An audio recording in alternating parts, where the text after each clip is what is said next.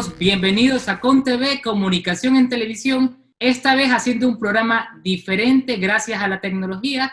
Esta es su casa, la Universidad Católica de Santiago de Guayaquil, su canal universitario, y hoy para hablar de periodismo en tiempos de pandemia. Entonces tenemos unos invitados de lujo. Empezamos por Portoviejo. En nuestra querida provincia de Manabí está Jaime Ugalde, que es editor general de Medios de Diazas, que entre otros periódicos imprime La Marea, Centro, El Diario, y además está a cargo de Manavisión. Tenemos a Juan Manuel Yepes desde Guayaquil, bueno, para ser más exactos, de más allá de Guayaquil. Juan Manuel Yepes es editor de Canasa, que edita los periódicos Expreso y Eco. También es un lujo contar con una amiga y colega muy querida, Carolina Mela Jape. Carolina es periodista e investigadora del programa Visión 360 de Ecuavisa, una periodista también de larga trayectoria, experta en la parte audiovisual, y sobre todo, nuestro querido director de esta casa, la UCSG, el doctor Alberto Franco, quien es el titular de UCSG Radio y Televisión. Bienvenidos nuevamente, y quisiera empezar justamente con el doctor Franco. ¿Cómo logró el canal de la Universidad Católica de Santiago de Guayaquil un desafío que parece imposible? Sacar todo un noticiero desde la casa al aire, ni siquiera es que solo online. ¿Cómo consiguieron eso, Alberto? Bienvenido. Gracias, buenas noches. Gracias, Allen. Qué gusto estar con tan distinguidos invitados aquí junto con todos ustedes. Me complace mucho saber que está alguien del Expreso. Ahí empecé yo en mi carrera hace más años de los que quisiera recordar. Recién empezaba el Expreso en ese entonces. Pero bueno, yendo directamente a tu pregunta. Cuando se produjo el problema general del COVID y que fue necesario proteger a nuestro personal, nos pusimos a conversar con el director técnico, con el ingeniero César Moreno, y nos dimos cuenta que el camino que habíamos recorrido a lo largo de los últimos 4 años, cuando instalamos todo lo que era el sistema digital y cuando procesamos el sistema ANDI y cambiamos todo lo que era el sistema anterior que teníamos a NDI, esto es un sistema mediante el cual tú tienes comunicación por fibra internamente y todas tus comunicaciones son en red, nos dimos cuenta de que podíamos nosotros movernos y hacer lo mismo desde la casa. Haciendo de cuenta de que cada oficina se había trasladado a una casa. Y utilizando la magia del Internet, pudimos, con ciertos implementos y ciertos equipos y ciertos acoples, trasladar lo que ocurría en cada casa hacia el centro de comando del canal, el que se maneja también vía remota. Todo. O sea, todo switch, todo se maneja vía remota. ¿Cómo se logra eso para quienes no somos expertos en tecnología, doctor?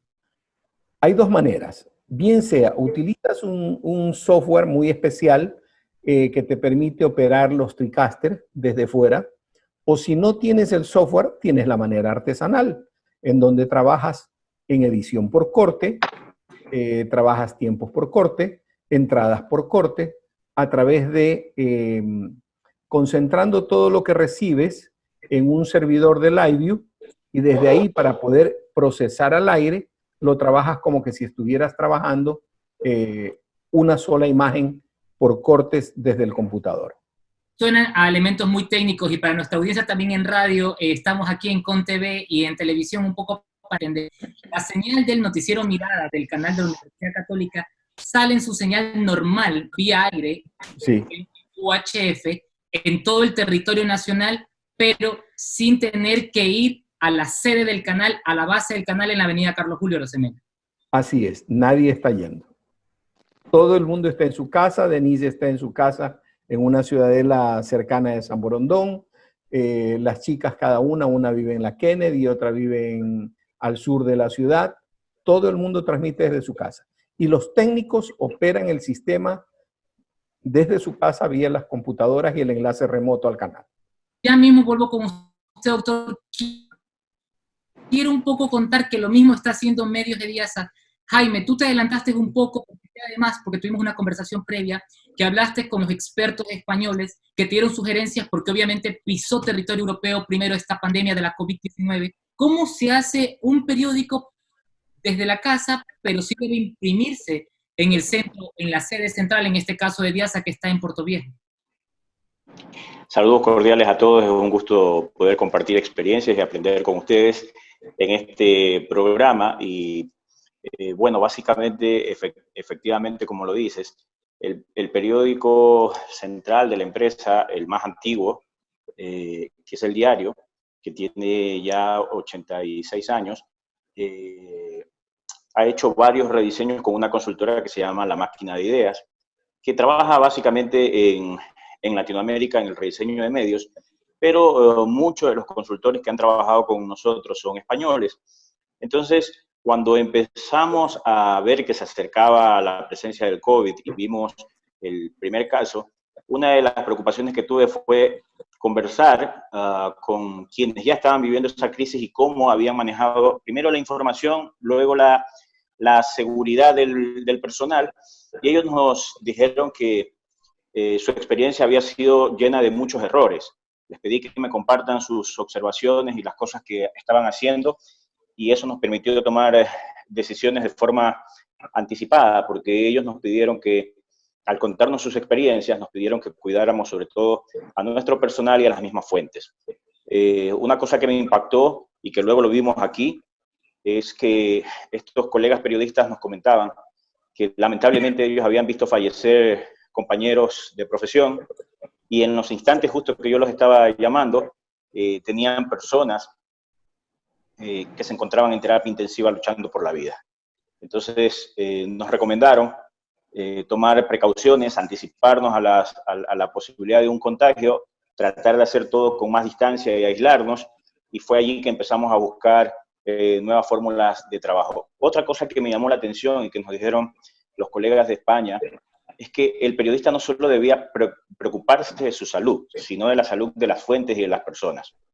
Cuando los colegas o cuando nosotros, los periodistas, estamos en la calle con un micrófono, estamos también potencialmente llevando el virus de un lado a otro en un contacto directo. O sea, perjudica. No solamente se trataba de no exponer a nuestro personal, cuidar la vida de los familiares de nosotros mismos, sino también cuidar esta salud de las fuentes. Era un asunto de responsabilidad. Esto es un círculo, estamos hablando de las fuentes, pero también de mis familiares, quienes me están esperando en mi casa, Jaime. Así es. Ese es un tema que nos preocupa porque lo hemos conversado. El periodismo es en sí una profesión de riesgo en el día a día, y más en momentos de conflictos. En un paro, por ejemplo, estamos expuestos a una agresión. En una protesta estamos expuestos a que nos caiga una bomba lacrimógena o ser agredidos. Lo conocemos. En una guerra estamos expuestos a que lamentablemente podamos morir.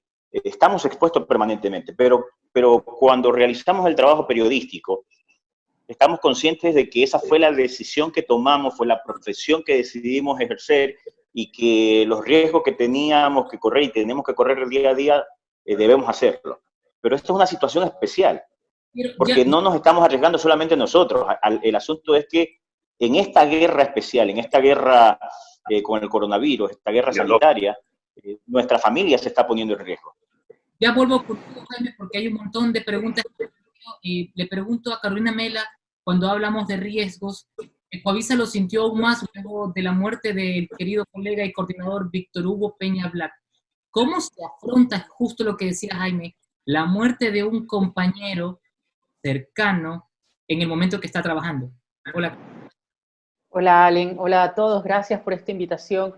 La verdad es que creo que es muy difícil. Yo creo que todavía no logro determinar aquel sentimiento. De hecho, yo creo el día que pasó esto, que nos enteramos que Víctor había muerto, yo al menos personalmente entré en una crisis un poco de ansiedad. Y eso es muy difícil, y yo no he vuelto todavía al canal, y creo que no sé cómo va a ser el momento que ya uno esté en ese mismo espacio. Yo sé que por mis compañeros todos estábamos en shock, durante varios días que conversábamos constantemente sobre eso, ¿no?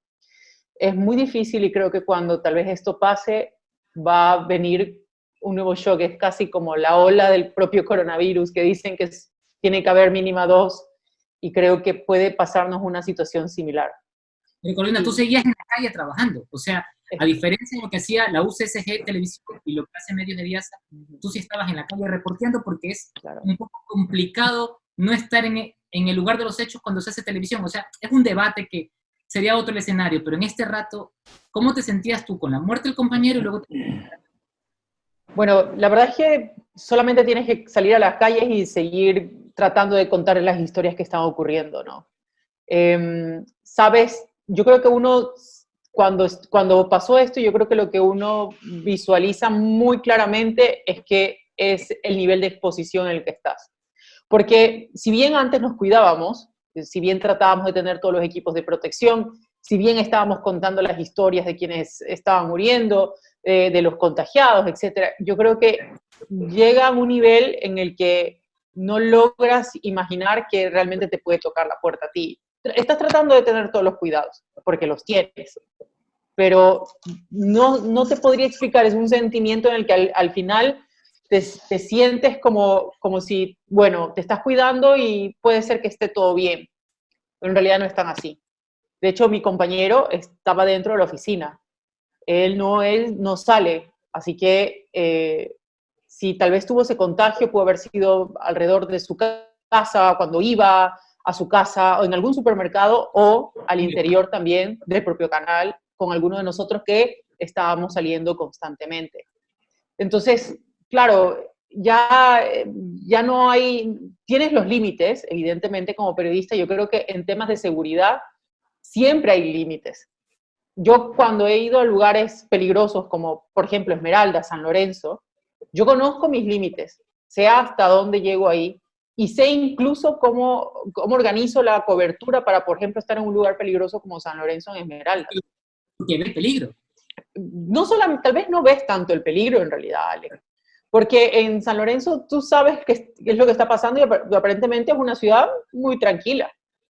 Pero tú sabes lo que está ocurriendo, entonces, qué sé yo, buscamos el resguardo de la policía, del GIR, etcétera, etcétera. Pero yo conozco también esos límites, cómo tengo que hacerlo. Sobre todo, por ejemplo, en esta búsqueda de tener a la policía, de estar con la policía siempre. Sin embargo, acá no lo vemos, como bien lo señalas, no estamos viendo el virus, no sabemos el nivel de contagio. No sabemos si una persona es asintomática y está contagiando a todos. No sabemos qué tocó, etc. Hay muchísimas cosas que están ocurriendo ahora mismo y que realmente creo que, dada la coyuntura de que todos los días está pasando algo, y no solamente por el virus, yo creo que lo que pasa en Ecuador también se mezcla con la política, la economía, que hace mucho más difícil este momento en el país, más allá de solamente la emergencia. Vuelvo contigo en unos minutos porque hay muchas preguntas que queremos tocar. Le doy paso a Lina, que tiene la suerte de tener invitado en su estudio en casa. Gracias, Allen. Gracias, amigos, por sintonizar ComTV, que ha hecho un gran esfuerzo para seguirles trayendo debates sobre la comunicación desde nuestros hogares. Me acompaña, como dijo Allen, Juan Manuel Yepes, es el editor de contenidos de Granasa, y retomando un poco las palabras de Carolina, si no hay lugar seguro, ¿por qué los periodistas de Expreso y Extra siguen saliendo a las calles? Buenas noches con todos, gracias por la invitación, qué bueno que podamos conversar. El periodismo se enfrentó a una especie de contrasentido, ¿no? Porque todo el tiempo hemos conversado que el periodismo está en la calle.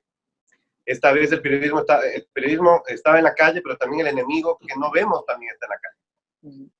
Entonces, obviamente esto trastocó todas las lógicas que seguíamos siempre en las salas de redacción, pero sin embargo, obviamente no podíamos ser ajenos al drama que se estaba viviendo precisamente en las calles de Guayaquil. Fue así como nosotros logramos conseguir historias, por ejemplo, como la que los cadáveres se estaban perdiendo en las morgues de Guayaquil. encontrarnos con situaciones de gente desesperada que tenía que encontrar a su familiar, pero que no podía hacerlo porque había tantas fundas sin identificar, que tenían que pagar a alguien para que les ayudara a conseguir o a verificar por su rostro a ver si es que esa persona era su familiar que había perecido ante la pandemia. Entonces, efectivamente, como dijo Carolina, no se sabe dónde está el enemigo. El enemigo puede estar dentro de la casa, puede estar afuera, puede estar en las salas de redacción. Es bastante relativo decir, voy a salir a tratar de reportear en la calle y estoy expuesto, pero si me quedo en la sala de redacción o me quedo en la casa, estoy más seguro. Ya no sabemos qué está pasando.